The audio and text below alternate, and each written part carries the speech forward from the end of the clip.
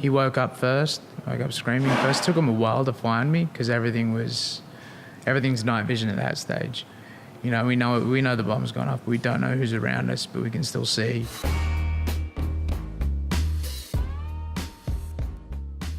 Damien Thomlinson, welcome to the show. Thank you so much for being on. Such a pleasure. I only met you a few months ago when you got to the Sydney Kings and we presented you with our hero of the game, basketball, autographed. And then we met again at a party and I'm like, hey, I know this dude from somewhere. But, mate, you are such an incredible human being. Everything you've done, I've been reading your book without warning and your stories, well, for a start, it's pretty messed up. But what happened to you in Afghanistan where you lost your legs and then you're going through all of that, just to summarise, and then once you've rejuvenated, decided to become a professional snowboarder, then you had an accident doing that. You know, what am I going to do now? I'm going to become an actor. Then you're in a movie with the legendary Mel Gibson directing Hacksaw Ridge. I'm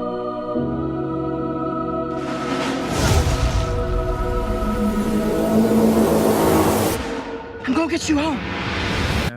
Amazing. There's a lot of gaps in the middle of that. There was a lot of No, that's all we've got time for. I'm sorry. Thanks so much, very Damien. Thanks for watching. Really appreciate your time, Mike. It's great. Mate, far out. I just got to say, I really admire your strength and your courage. And after reading the book and seeing the trials and tribulations of everything you've been through, you're an amazing human being. How does it feel to be alive? I have great people around me. I mean, it feels great to be alive. You know, when you know that you can rely on the people that are around you, it's a really good feeling. You know, and it kind of backs your own decisions. So, the snowboarding decision was one when I was getting out of the army. I originally wanted to redeploy, but my body just wasn't up to it at that level. Like serving it at a special forces level for 5 years active, and then sort of 2.5. So there's no doubt about it. You just want to get straight back in there, straight out in the battlefield. Kind of, yeah. I really wanted to be able to go out and sort of make a difference. And it's what defined me. It's what defined my life, which was going nowhere into a life that had purpose. Yeah. You know, and that's where the unit is. And when you walk around there, every single person who's there is walking with a purpose. You know, it's a feeling I've felt that nowhere else. Yeah. That I've been. You know, that which was amazing, and I miss it. I didn't want to. In the really book, you talked about growing up as a kid. You know, you're always looking out for the underdog, and you know it's part of the reason why you wanted to get into the army, into the armed forces, and also because of your pop. Yeah. He was actually in the Battle of Tobruk. Yeah, 2nd, 17th. Yeah, so. And so that's one of the reasons why you decided to get into the army and follow the armed forces after years of seeing all the other friends go to uni and stuff like that, thinking I better pull my finger out and do something. Yeah, I mean they were having fun too. They joined a band. Like there was a band that got formed. One of my mates toured with a Big Day Out a couple of times. We all sort of worked with Optus. The four of us were still pretty close, but we live a little ways from each other. One's moved to Melbourne now. But I just thought, you know, everyone's sort of done something. At what stage am I going to, and what's it going to be? And I had this. He couldn't script it any better. I went and asked my dad. I'm like, Dad, what should I do? Like, and he goes, What do you mean? I'm like, Look, you were right.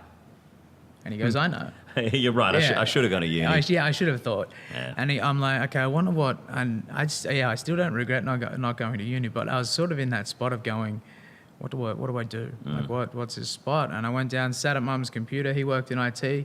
He's got an economics degree and a master's in applied science, which he used to hate me for because maths comes naturally to me and it doesn't to him. He hates it. So it's one of those sort of moments. And then I look next to Mum's computer and there's a photo of my pop.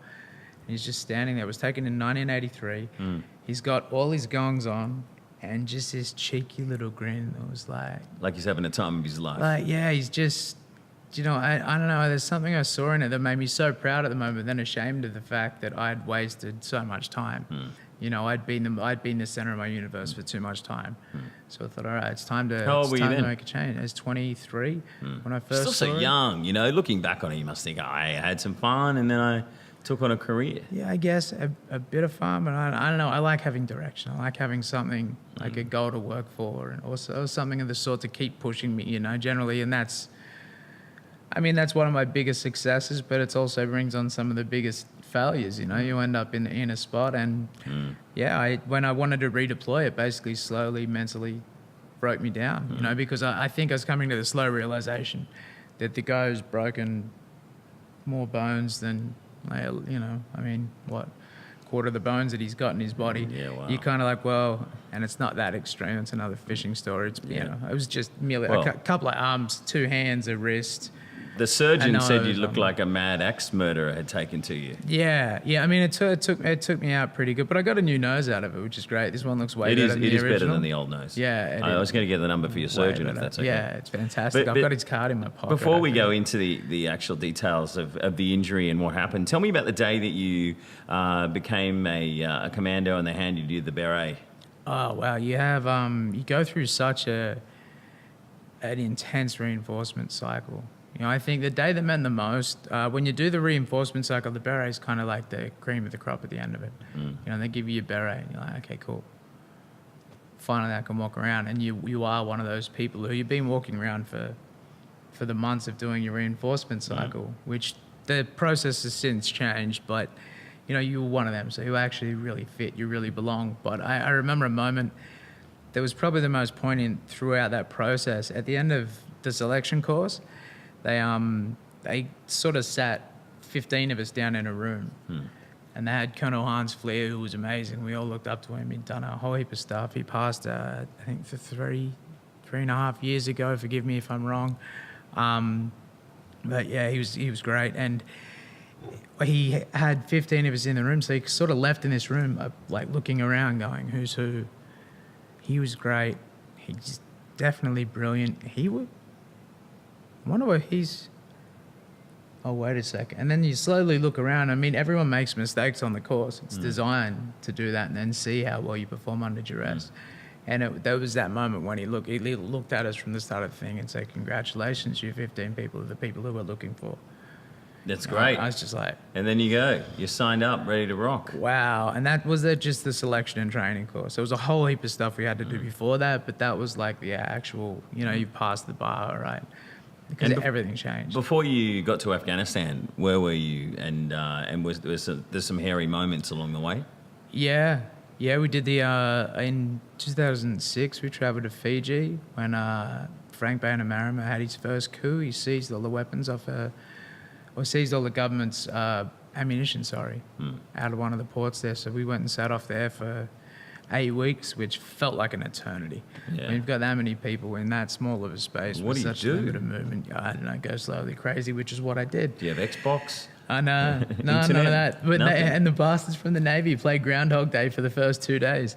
They're playing jokes on you. Yeah, they're having a great time, but they've got stuff to do. So all we had to do was get our gear ready and then drill getting our gear ready to go and do what we had to do. Yeah. You know, so it was a really monotonous process. Hard to sleep because the bunks are like that high, but there's 4 of them. Yeah. So, you know, we had a big, like, our islander in our team at the time. Yeah.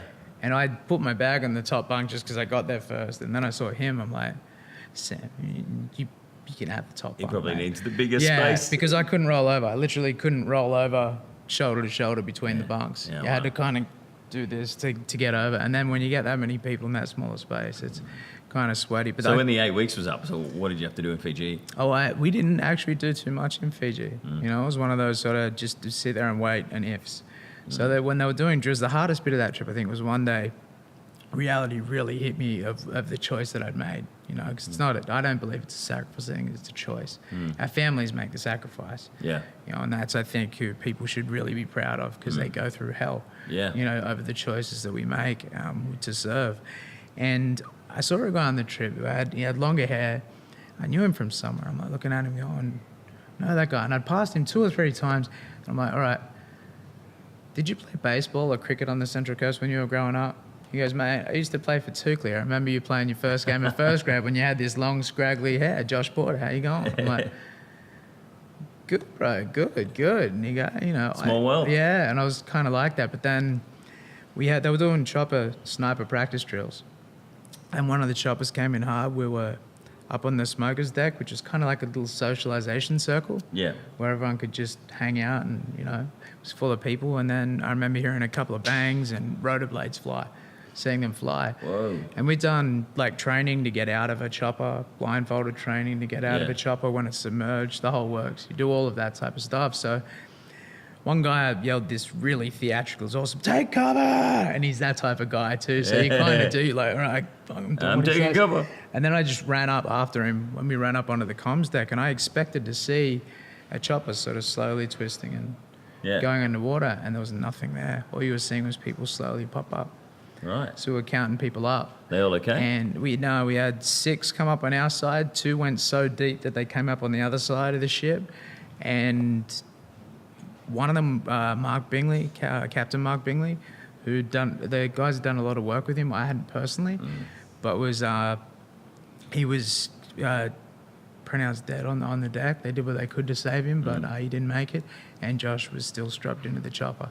Wow. So they had to go and retrieve him off the bottom. But then that cut all communications off from the thing. And like, you know, when you get that eerie feeling, like, you know, I mean, you know, God, it's real. Or you can't. It's sort of something that you like. I've just got this.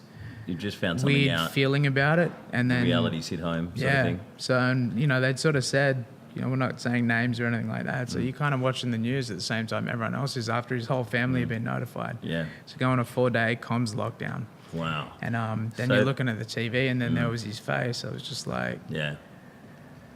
Does that make it all the more real for you as a soldier, thinking, you know, that could be me one day, and it makes you realise that you really are risking your life by being there? Because like, I went to Afghanistan and Iraq with the Tour de Force just to do some shows for the troops during Operation Desert Scorpion, and it was all a little bit of a, you know, we took a lot of things seriously, but nothing was really that real until this one moment when we got to Kabul in Afghanistan. Kabul, it sounds like a bomb going off. Yeah. And there's this US troop carrier we're landing in, and they're letting off flares as we're landing. And why are they letting off flares? Not because someone could be firing at us. Okay, fair enough, that's real. And then we landed, and then the Australian Army guys who met us on the ground, they had the Land Rovers, you know, with the big generators in the back to stop mobile phones from working within a 1,000-metre radius in case there were any IEDs. You know about those? I'm pretty sure if you can Google them, can't you? Yeah. So cool. Yeah, they do have one of those. They create a bubble around the car effectively that stops. And I mean, this isn't the 50s. So yeah. They're showing us the technology, and I'm like, wow, this is really cool. And then all of a sudden, they said everyone out of the cars. We're not going anywhere because the president of Afghanistan just landed, and they didn't know that he was showing up. And he's the number 1 terrorist target in in the world, or in Afghanistan especially. And so they said, we got to change our route to the green zone that we're going to in Kabul. Okay, so we waited around for a while, changed the route. Did you pulse check through that? Did you ever have that moment where you're like, I'm at 120? No, I was okay. Really? You know, other people were a little bit freaked out, but the minute I got freaked out is when the officer driving pulled out his gun and showed me how to work it, and said, just in case we run into trouble, don't fire it away from the windscreen, put it right up to the glass, and then fire it, so that way the bullets got more chance of going out. I'm like, is he just trying to scare me? Yeah, is he messing around? Or is this for real? If the realism of it, if you shoot a gun in a car, it's nothing like the movies. It's the loudest thing you'll ever hear. But would it go through the screen? Would it go through the glass? I think you'd be more shocked by what's happening. It wouldn't be accurate, depending on the angle that it hits the screen at. It'd make the bullet tumble so much earlier. Anyway, we went one way, and the road train with the US troops and the Afghani president went one way. Roadside bomb went off the way we were going to go, about where my car was, and it killed an American troop. And we went the other way, and we were told about it, and we were freaking out. We're like, does that mean we're still going to do our show tonight, or still did the show? Everything still went ahead. Wow. But that made it all the more real for me. And also when we were in Iraq, we were driving to a show, and one of our suitcases fell off the back of the truck. And we're like, where is it? We need to go back and get it. And one of the US troops showed up and says, is this yours? And it was a suitcase full of microphones, and it had been blown up because they thought it was a bomb. They blew it up, so we got our microphones back all melted. Ridiculous. Still, standard operating procedure. I don't know, what would you rather do? Would you rather be blown up by a fake suitcase, or would you rather have no microphones? But we got all the the training that a civilian person would get when we were going to the theatre of operations, as they call it. And we saw a lot of details about roadside bombs, IEDs, and how they're set up, and even some of the homemade weapons like that have 2 pieces pieces of wood and a washing machine timer tied to a rocket, and then they just leave it, and then it'd go off into the green zone. And that's why they have those big blimps in Iraq that send off all these alarms that a rocket's coming your way to get out of the way. Actually, I remember... You're right, you just stand there and just go, oh, you got me if you have. I mean, if I run over there, what difference is it going to make? Like, the last thing you want is to look back. Yeah, well, you got those big bunkers and everything like that, and they had the sirens going off at one stage, and it's like, incoming, and like, and I'm like, is this for real? And everyone's running underneath the concrete barrier, and I'm like, well, and I'm like running, and then all of a sudden I hear this voice come over, and it wasn't like. I think what freaked me out is the fact that it wasn't like incoming. The voice was like, incoming. And then as I'm running towards the bunker, all I heard was, this is a test. Oh, wow. Yeah, I was about to say that sounds like a test. They were messing with us. Yeah. Well, I mean, you got to make sure annoying. that people can stay safe. So it's got to be real as well. Because, I mean, you'd much rather have been put through that than it really happened. Yeah. And then the pure terror and adrenaline starts to dump if you don't know what to do. Yeah. You kind of like... They need to do that. They need to test people like that. I think so. I mean, well, that's the way. That's what a lot of your training before you go on deployment is based on. Visualizing things. Same as sportsmen do. Same as like you say, a bowler in cricket. Yeah. Will visualize the delivery that he's going to bowl, run in, and he's just got the muscle memory that makes it happen. Everything you do has got to be second nature. Whether it's weapons, whether it's just anything of that sort. It's all second nature type stuff. So. Drills are just part of the equation. So you don't remember in Afghanistan like a day before you actually had the roadside bomb go off, or a day after, according to the book, or a week after, or something like that. But not really. I mean, it's getting worse as I get older. But there's parts. I mean, I remember when we lost Brett, which was 10 days before me, and then when we moved. Sort of through, you can't remember, but we somehow managed like the most rainfall that Afghanistan's had in 30 years. You add water to dust, and it just becomes like a quagmire. Sludge. So yeah, it was one of those. I'd snapped the tail shaft one day, and they're blaming my driving for it, and I'm like, dude, I'm just following the guy in front of me. I'm doing the exact thing I'm supposed to do. Like really, cut me some slack here, and then. Like 2 days later, after we'd replaced it, after we'd sat in the harbour, the same thing happened.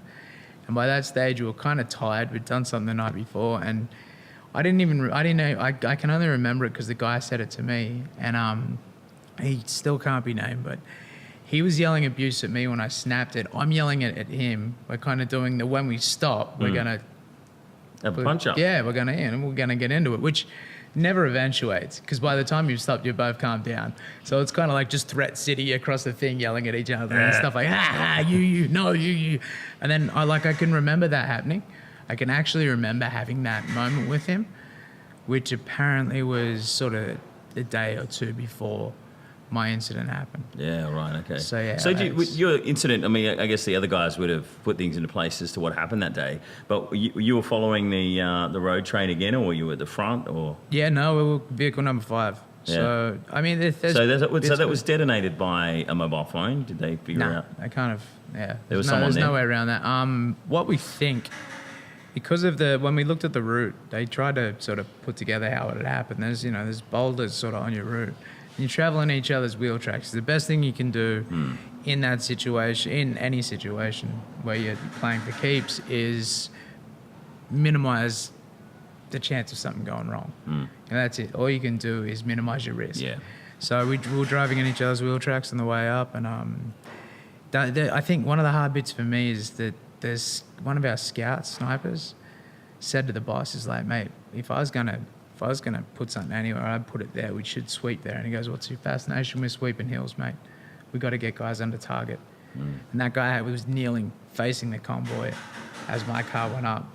So his number 5 hits it, boom, and then all hell's broken loose. It's kind of ended up in that spot. The guy next to me was probably a touch further away than you are. He only got 2 scratches on his eye, and then the kid got blown out of the back. He's 23 on his second tour. He woke up screaming first. Took him a while to find me because everything's night vision at that stage. You know, we know the bomb's gone off. We don't know who's around us, but we can still see. Because sometimes, when you get a roadside bomb, it can be the start of an attack. Yeah. So it's battle stations. Yeah, that's it. It's kind of one of those, a stationary target's always easier to hit than a moving target. So, and one means two. Generally, there's just that sort of game. And So when you woke up in the hospital, what were you feeling? I mean, in the book, I think you're just like you didn't even realize you didn't have any legs. You're like that wasn't what was annoying you. I knew like they'd made it. I think I've been in and out, and they had a lot of stuff like just like all your different morphines and nerve tonics and stuff like that just gets you. So I kind of knew by the time my brain understood what was happening that I didn't have legs. But my first question was, do I still have my junk? You know, like, do I still have my man? Do I still have my man? And do you still have your junk? Yeah, and they're like, well, yes. And I'm like, cool, continue to save me. This is awesome. All right, I'll just sit back here. You know, so I went from like extremely jovial to extremely angry within the snap of fingers when we were in Germany. I mean, I'm like, I really like Stephen Ball as an actor. I thought he's been great in things I've seen.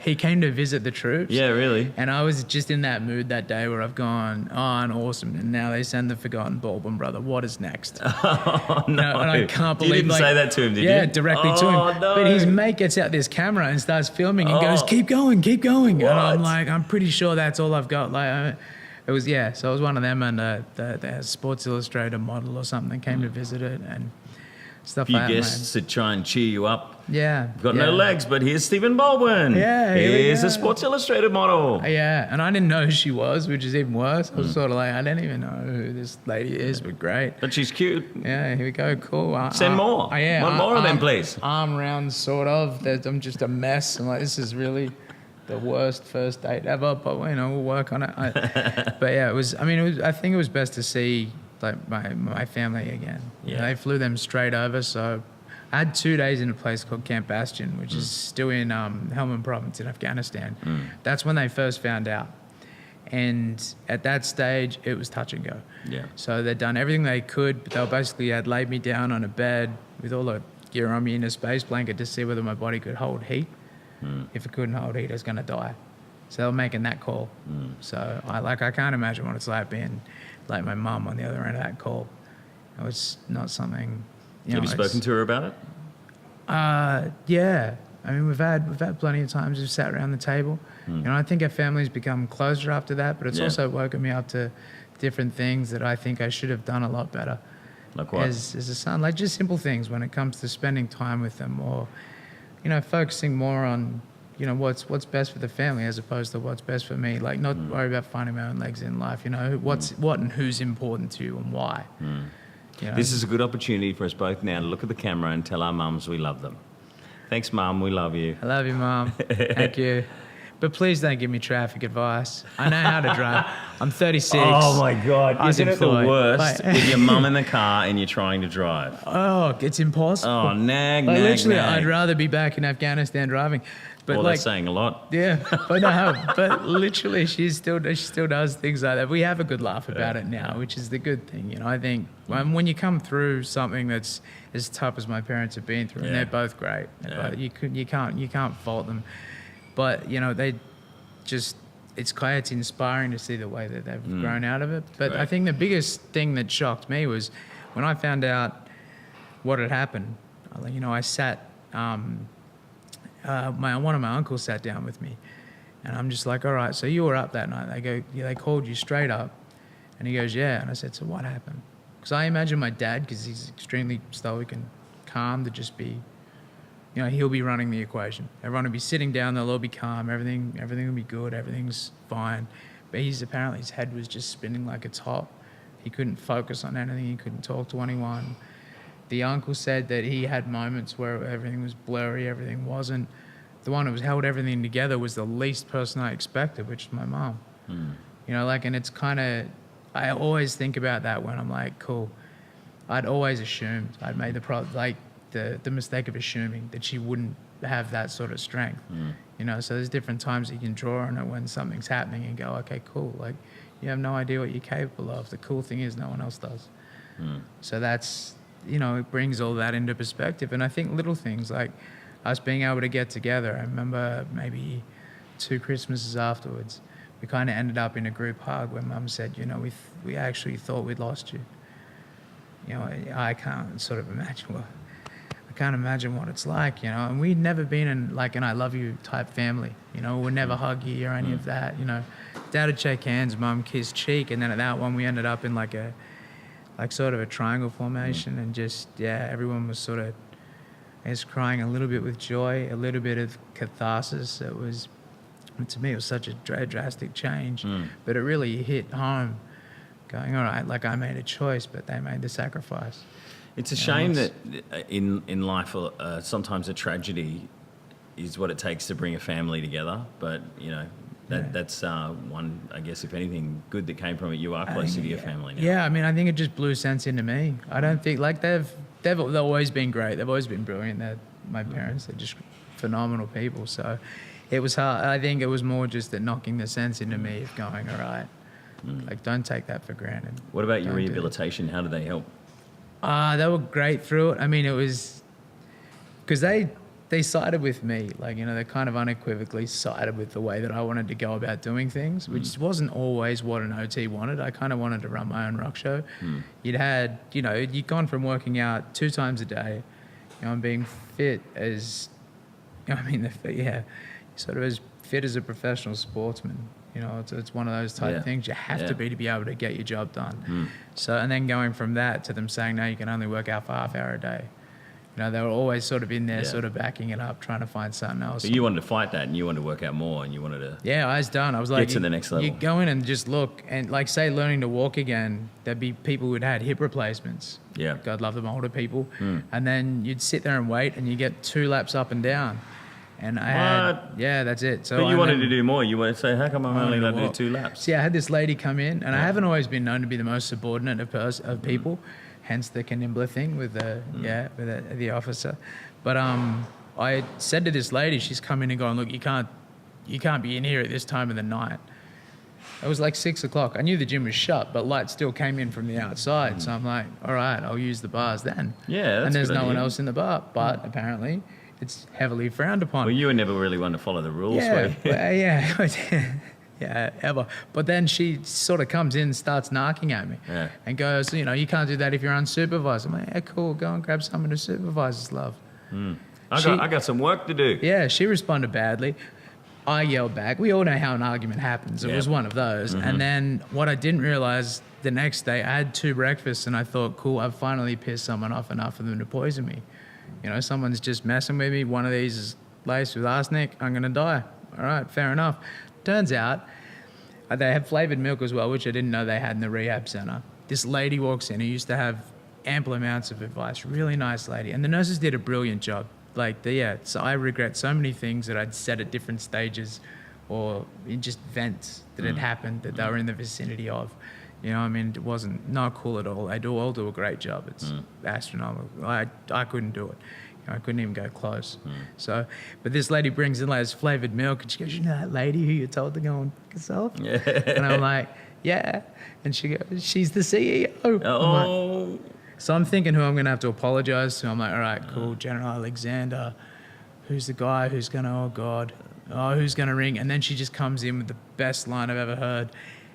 And we all hate her.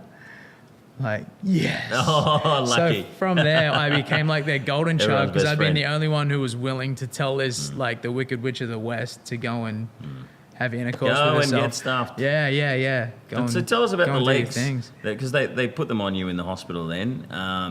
They're quite expensive and technologically advanced as well. I guess, being in the army and having what happened to you, when it did, they would have given you the best of everything. Yeah, they did. They did a great job. I mean, it took a little bit of fighting to get some different stuff. Mainly the Americans were heavily led by what they do. So they got in bed with a German company called Autobach, and they've created a microprocessor knee, and then evolved it to basically try and get troops back out into combat because it costs at the highest level. It costs millions and millions of dollars. Yeah, because you've been trained so much. For those troops. So it was to try and get people back into combat, and you know I think that's where the first seed of back into combat was planted with me, and then I mean this leg's waterproof, which is fantastic. One of my really good mates, I'd argued for maybe 18 months to get this knee that I knew was available. I knew that we could get it, but apparently it wasn't approved in Australia. And I'm like, well, how can it be? Every single person in the States I've seen's got it. So I did this talk to DVA and I had it planned. Yeah. I was like, all right, cool. I got Gotta 15 get that minutes. knee. And by the end of it, I'm going to get myself to the point where I'm close enough to crying to like look that I'm fighting back tears and then saying all you want's the simple support of one thing that you guys want, like that people won't do it, and having people behind your back is. But you shouldn't know how to do that. I mean, really, they should have just given it to you. I think there was a lot of red tape when it came to it. So I think it's somewhere around the price of a new Carrera. What? Yeah, so it's Was in, that like I think 300 it's grand or something? No, it's in the six figures, but the funniest thing, I'd finally got it. We'd tested it, we got everything sorted with it, everything's done, and I'm like, all right, I just want to paddle out into salt water, you know, because I used to surf a lot when I was young, and I love the taste of salt water. Yeah, that's it. So I say to my mate when he picks me up, we put the 7.6, the Mini Mal in the car, on the roof of his Jeep and that, and we're going down, and he goes, all right, cool, and I'm like, because we're at the Central Coast at the time, we're just going to paddle out of the haven, and he's gone, cool, we're going to Ruins. I'm like, we're not going to Ruins, the surf will be big there. Like, not big, I mean, it was 3 foot at best. But I'm like, man, I just want to get out into the water with it. Let's not go too hard too early. He goes, cool, we're going to Ruins. I'm like, we're not, we're going to the haven. He goes, dude, I'm driving the car, we're going to Ruins. I'm like, we're going to the haven, Ruins, haven, Ruins. Let's just go to Ruins, whatever. I ended up losing that leg. So I argued for so long, and then the leg ended up popping off when I had and we had people from Manly, we had people on the beach, search parties in the water, like drowning down. I'm just going, oh god, like I'm mentally drafting the letter that I'm gonna have to write about it. That's shocking. So yeah, and then it was, I felt so bad. Was it insured? I'm not 100% sure how the system works. The best thing about it, but they got you a new one. With the conversation with this one, there's so many other guys in Australia. Like there's another sort of 10 or 12 people who use that knee, and they all got the same one. Yeah. You know, so that one speech and one talk gave the green light for 12 people's lives to get better. Oh, you know what I mean? So realistically, That's you've got guys who now with it strapped on properly can just walk out into the water and swim. You know, I mean, that's great. It's one of those things. It was rewarding, but it was still a major mess up. I still give it to my mate. Yeah, mate, let's just go out Ruins. Yeah, maybe we went to the beach that you went to, you know, it wouldn't happen. So, I mean, speaking of, changing people's lives, I mean, that's one example of, helping out other amputees. And you've got a speaking tour going on where you're constantly speaking at everything from schools to corporate events. Yeah. Have you had any other moments where you've changed people's lives? No, I mean, the story that I tell really isn't about me. You know, there's still, like, I guess I'm the through line of that story, but it's about people around me the whole time. And it was Dad giving me advice that would ultimately push me down the path, or give me the option to choose that path. Then the support of the team around me and what makes you a valuable member of a team. Yeah. And then moving from there, what the team did that night, on the 4th of April was just mind-blowing. Yeah. I mean, 56 minutes on the ground, I still don't know. Doctors don't know how they kept me alive through it. Like that's just phenomenal. And everyone being there for me after it. And just continually meeting new and good people and being able to push yourself. So, and it taught me, I think, a lot about humility. And then the snowboarding team, I had a great team in Team Utah over in Park City. That was for the Paralympics. Yeah, so you've gone from a horrible accident in Afghanistan where you've lost both your legs. What can I do that's safe? Not snowboarding. Oh well, it was the first thing I'd done that felt like me again. Angus Houston was a phenomenal chief defence force. He was really, really good when it came to injured soldiers, and they took us down. And I had like all these a different type of leg on that I walk with that has like a motorbike shock on it. And I'm like sitting in a pair of undies getting ready. Like I've got my boots on the feet and my snowboarding pants. And as I'm putting it on, this guy comes up and says, "Look, you're never going to ride a snowboard again." I'm like, "Who are you?" And he's like, "Oh, I'm Warren Officer, blah, blah, blah," which makes him a sir. And I'm like, no. So what do you do? Yeah. And he's like, "Oh, I'm a PTI." I said, "Oh, cool. So you time people running?" do us both a favour and just Just piss off, mate. like out we I'm go. going to snowboard my And then, ass off. Yeah, well, we had that back and forth, Yeah. like this little thing, and my old snowboarding coach came up and just basically said, if you think you can do it, you know, might as well. Like, he's this American guy, really cool. And then he gave me the most motivational speech I've ever heard on the lift on the way up for the wow. first run. It took me 2 days to be linking turns and writing down with enough ability to still hold a hand up to the guy who said it was never going to happen again and say, never going to happen again, is it? Giving him heaps. So it was great, but it was the first time I'd felt like me again. Yeah. You know, and people are like, you're going to fall. I'm like, I don't care. Yeah, who cares? I just want to feel like me again. Yeah, I just want to I'm feel enjoying myself. Yeah, that's it. Like, I just And you competed? love turning things, yeah. So I'd raced in World Cups. And the defining moment of that was we're racing in La Molina in Spain, and one of our best riders, his name was Matty Robinson, and he was a Flamingo kid. He had short arms and trained really hard. Like, no one worked harder than this guy. But on the last tabletop, he hit it, severed a bit, and hit a rut. And it snapped 3 bones in his back and 2 in his neck. Oh. And he wasn't breathing when they got to him. So they got to him in a chopper. That day, my back because I broke it in Utah before it. I was like, should I was going to ride? get to that. Yeah. Yeah, that's not good. But yeah, so I'd fractured. That ended your snowboarding career, did it? Oh, it was the beginning of the end. Yeah. You know, I mean, I was riding 3 weeks after it. The doctor said between 2 and 8 weeks. So I said, cool, 3 sounds about right. And then, you know, I started riding again. But it was just like Matty's situation ended up sort of really ramming home what it could be. You know, how serious the events were. And that was at the same time that I found out that Cam Baird, who I knew had been killed in action, had won the 100 VC. And I just sat in my room crying because, you know, the most deserving guy in the Australian Army to win a VC was never going to see it. The hardest worker that I've ever seen on a snowboard was never going to be able to hold his gold medal up.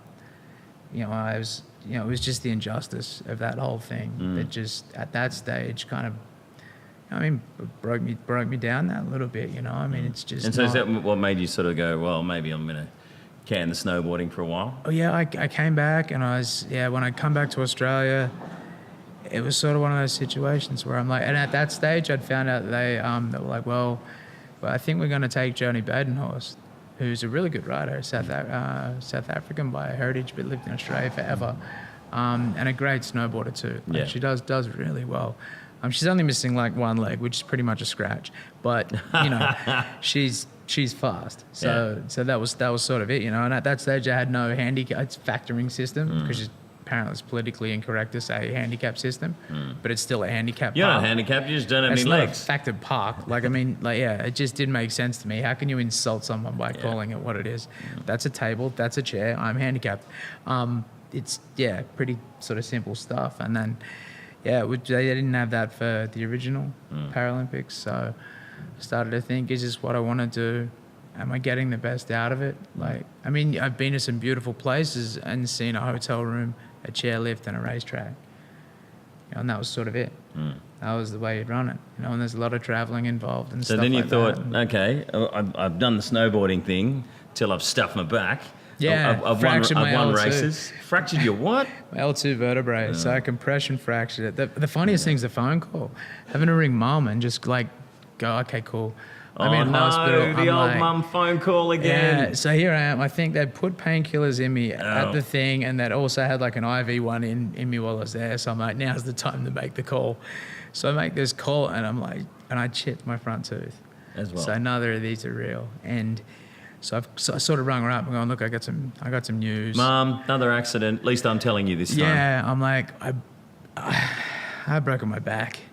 She's like, why don't you just pick something that like a normal person would do, something that's not dangerous? I'm like, it's not the worst of it. Because I spent a lot of money fixing my teeth when I was young. Oh, no. So, yeah, I think they went without when I was young to fix my teeth. So it was kind of one of those things. I'm like, and I've also chipped my front tooth. And then I could hear her, like I held the phone away and I More could dentist hear bills. her screaming, like just screaming through the phone. I smashed Just my look teeth after out when I was a yourself. kid. My dad made me pay for it myself. Oh, really? With my commercial money for doing a Zik commercial when I was a kid. Oh, nice. Bastard. I had to pay for myself. That sucks. And I had to pay for my teeth. I mean, come on. So, okay. Yeah, and then- after that, you've gone, okay, now I want to be an actor. And you got to work in the movie Hacksaw Ridge. How did that come about? I just decided. I had that moment where I'd done so many different things. You know, I'd sort of thought, all right, this taught me a really, really interesting lesson. Especially, I was living at Bondi for the first 6 years, sort of after, I think, so first 5 years after the incident. And everyone in Bondi is good looking. Like, there's not one ugly person in Bondi. It's like they've got like a force field that just keeps them away. And yeah, you're kind of them away. Like, we have pretentious to say Those that. good-looking people. Yeah, there are. It is. There's just this. And skinny jeans were in at the time. You can't wear prosthetics with skinny jeans. And you're not allowed in Bondi without the skinny jeans back then. And or a beard. Yeah, that's it. Or what, the hair that people have to go like that. You're going to be a with the Bondi whole time. hipster dude. Yeah, it was like that, and I just didn't get it. So I was kind of still coming to grips with it until I was like, you have no control over what anyone thinks of you. And at this moment, while I was sitting down, and I thought, what would I have done? You know, I know I can speak in front of people. I have no problem being me in front of people. What could I have done? Like, what would I have done if I had have known back then what I know now? If I didn't care what someone's opinion was about a bad performance or something that, you know what I mean? I did drama when I was young, but And you loved drama when you were a kid, and you thought, okay, let's do the whole drama thing. you know, I like drama, especially because there were only 2 guys in the class, and every other hot girl out of our year did drama. Yeah. But I was a bit of a nerd, so it wasn't like any of that was coming my way. And so fast forward to the Mel Gibson audition, when you actually got the role. Yeah, I'd been at school for 2.5 years, 2 years, 2.5 years. And one of the teachers, I did a song that one of my mates who, he committed suicide in July, which is really hard. But I was doing this song that he did when we were in Afghanistan. He just did, you got to do stuff to keep everyone's spirits up. It was hilarious. It was off Team America. So he's doing one of those songs, and I started doing it, and I'd never been able to cry because that's what I thought acting was. Literally was that fresh that I thought, you've got to be able to cry. And I think part of it was to try and touch emotions and not be associated. Remembering your mate. Yeah. Was it America? Fuck yeah. No. What song was it? It wasn't that one. It was AIDS. You've got AIDS. Everybody's got AIDS. I think, AIDS. yeah. I think Wasn't that song? might have What been. song was it? They're the only one I know. I'm trying to remember, and that's one of the things I remember in like 5 minutes, and then go, oh, it was that one. I'm so lonely. It could have been. I'm so lonely. Kim Jong-un. That's it. It could have been that. I got the soundtrack at home. But I was doing it, and I started crying. And it was the first time, and this was before it passed. It was the first time. I was taking the piss out of him that I thought about the boys. And like what? That was your audition?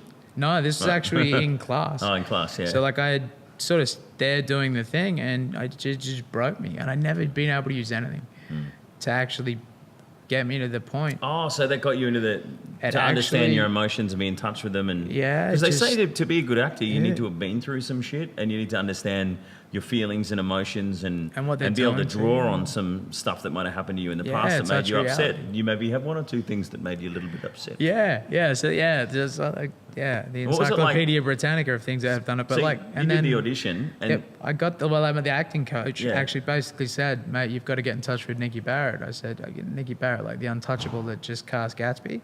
Really? Yeah. What, you just ring her?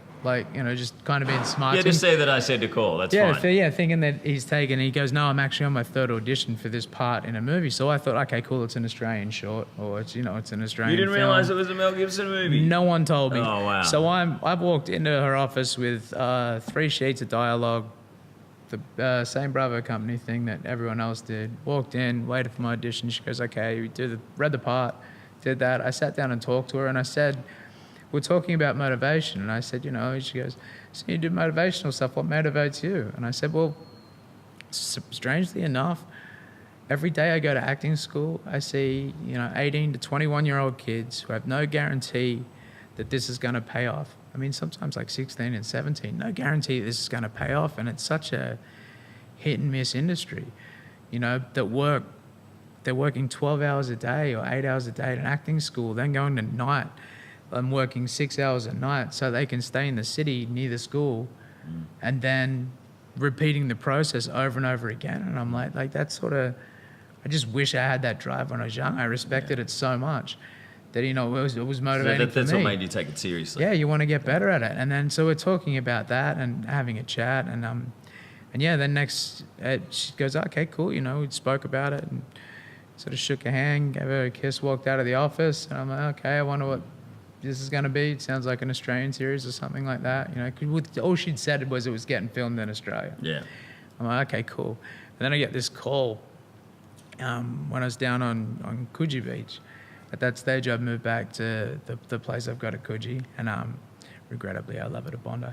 And I get this phone call off my manager, and I was on speakerphone. So I know there's two options: I'm getting fired, or something good's happening. So I'm like, all right, cool. And he goes, yeah, you know that movie that you went for? And I'm like, yeah. And he goes, you got the part. What? And I'm like, wow. Okay. And he goes, no, there's a bit extra. And I'm like, well, what could be better than getting my first part? And it's a feature film, right? And he goes, yeah, dude, Mel Gibson's directing.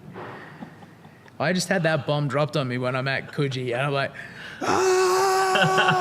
like screaming and stuff. I turned to the girls. Probably don't use the terminology "bomb dropped on you." Yeah, well, I think I can. Of all people, I can. Yeah. You can use it. Yeah, and so what did you do? So I turned to her. I turned to her like screaming. I'm just like, this is the best thing ever. You know that film? Yeah. That film I did. I got the part. I got the part, and guess what? Mel Gibson's directing. And she was really young at the time. She was like 21. Yeah. And she goes, who's she? Did not know Mel Gibson. And I'm That's like, ridiculous. It's Braveheart. Like, really? How are we having this conversation? She's like, yeah, I think I know. Yeah, I haven't watched watched what? No, he's not Gladiator. No, Lethal Weapons. All the Lethal Weapons. Lethal Weapon. Yeah, and then he's directing in Apocalypto, which is phenomenal. I love that movie. And We Were Soldiers. I watched that before I joined. That's so cool, man. And his role in that was just amazing. And so working on the film, what was that like?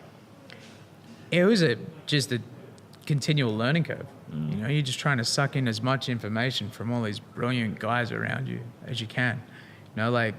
Says Sam Worthington was always great to sit down and talk to.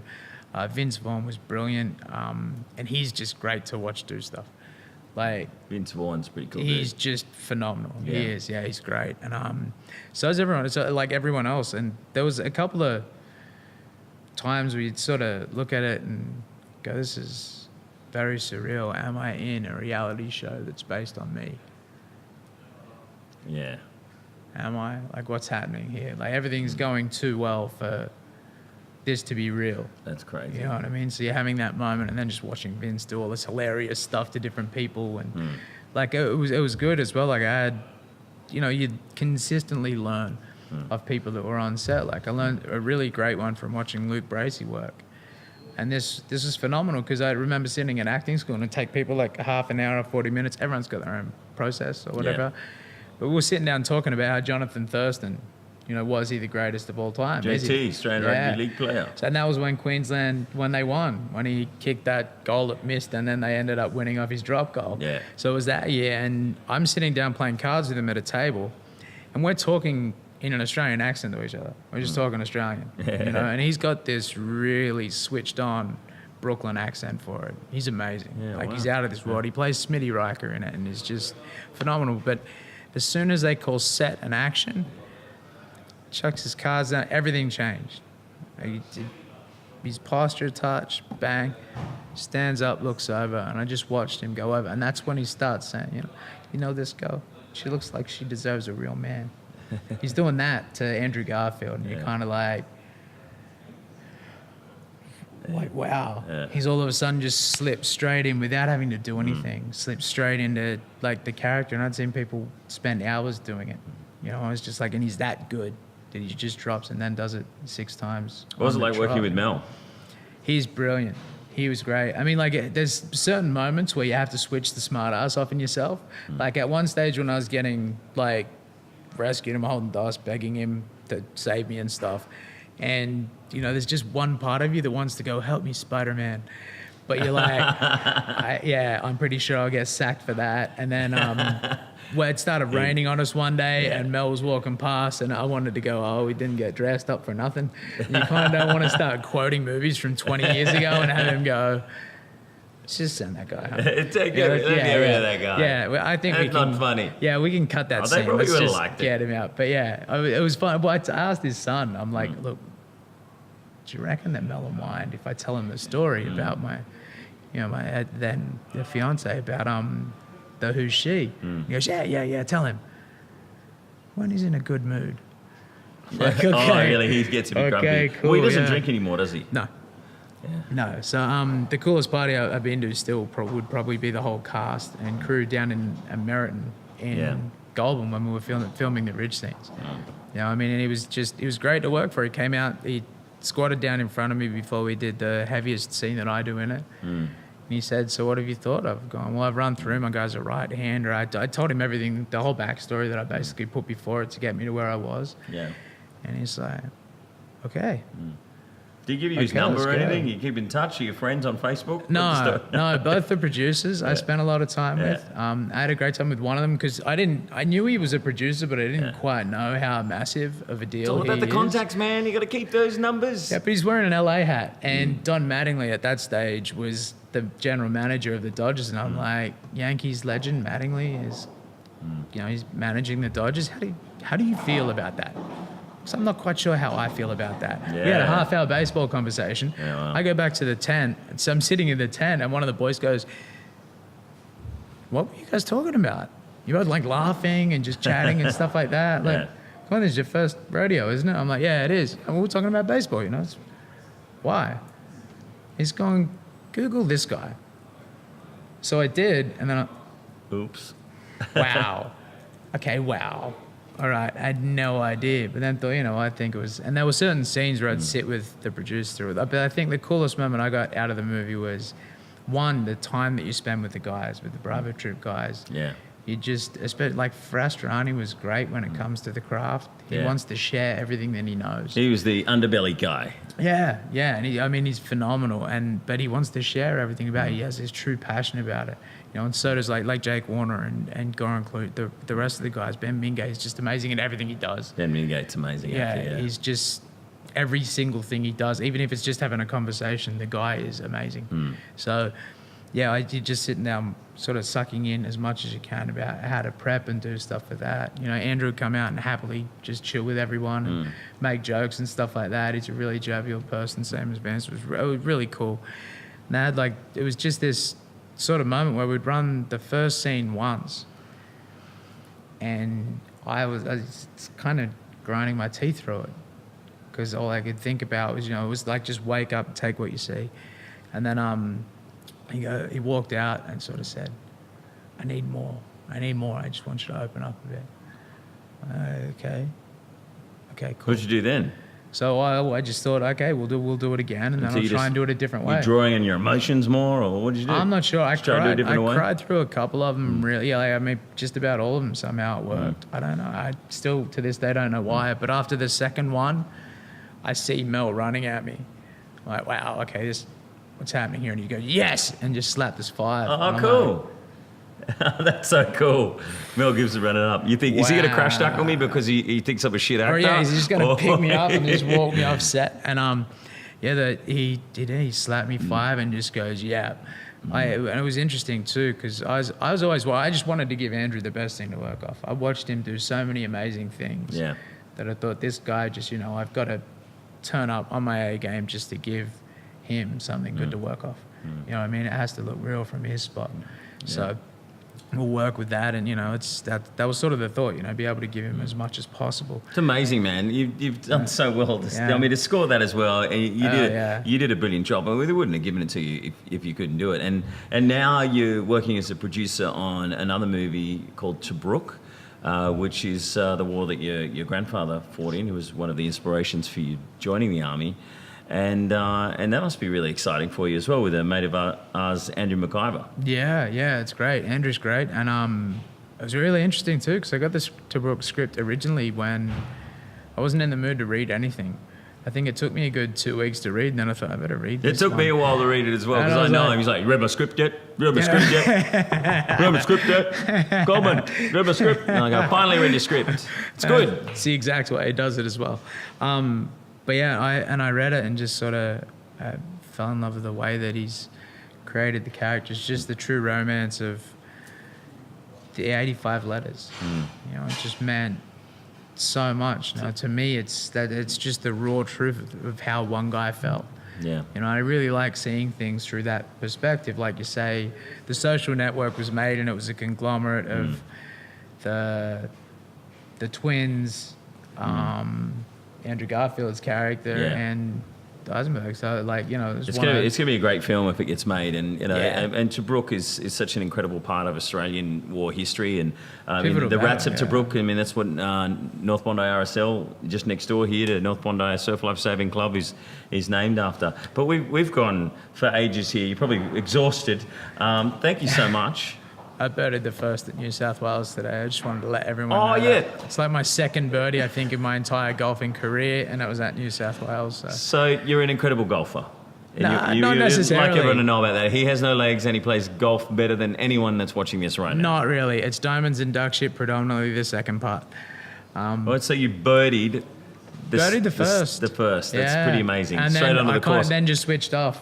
Then Usually takes me 2 or 3 holes to even be able to get, you know, 2 above par. You birdied the first. Yeah, and then it was just disgusting from there. Maybe your legs are an advantage. Well, they're worth like $1 million or something like that. Yeah, I don't You're know. cheating. It's cheating. You don't deserve that birdie. Damien Thomlinson, thank you so much. Thanks for having me, mate. I mean, it's such a privilege and an honour to have you on the show and to talk to you and call you a mate as well. Yeah. Really good. Let's go and have a drink because it's Australia Day tomorrow. Yeah. Unless we're moving it. Are we moving it? I don't know. I try to stay out of the political sphere of that. I definitely give the Aboriginals their own day. If the Aboriginals of Australia want their own day, give them that. And if it upsets them so much, to me, it's fair enough. Have it on a different day. Whatever. To me, it's fair enough. It's what a day's called. You know, I mean, it's one of those things. If it brings people together, I'm happy with it. If it started a civil war, then yes, change it. Yeah, you know, I mean, it's just a day. Yeah, it's a word. You know, I mean, guys, why is everyone getting so carried away with the word? My belief is that people, regardless of it being religion, sexual orientation, anything, as long as it doesn't involve bad shit with children, because they're the type of guys who you kind of go over wanting to uts. But you know, like anything like that, I think people should have the right to choose, you know, and that's one of the things that's the bit that I feel proud of, that I made the choice to go and fight for those people so that people can have the right to choose those particular freedoms that people have in their in their lives. You know, I think it's a critical part of, you know, I mean, it's a God-given, it's a right. You know, it is a right to celebrate our country, celebrate Australia. I mean, if we don't have it on Australia Day, we'll move it to another day. Will they still complain about that? Yeah. It's just a day. Yeah, but still, are these the same? The question I always think about, are they the same people who were complaining that the curtains were going to like fade extra when daylight savings kicked in? Because the extra people hour get of offended sunlight, and complain far too something. easily these days. But there are so many other subjects which I'm sure we'll have you on again to talk about in the next episode of On the Mic. Thank you so much, Damo. Shake my hand Cheers, again. mate. Let's go and have a beer.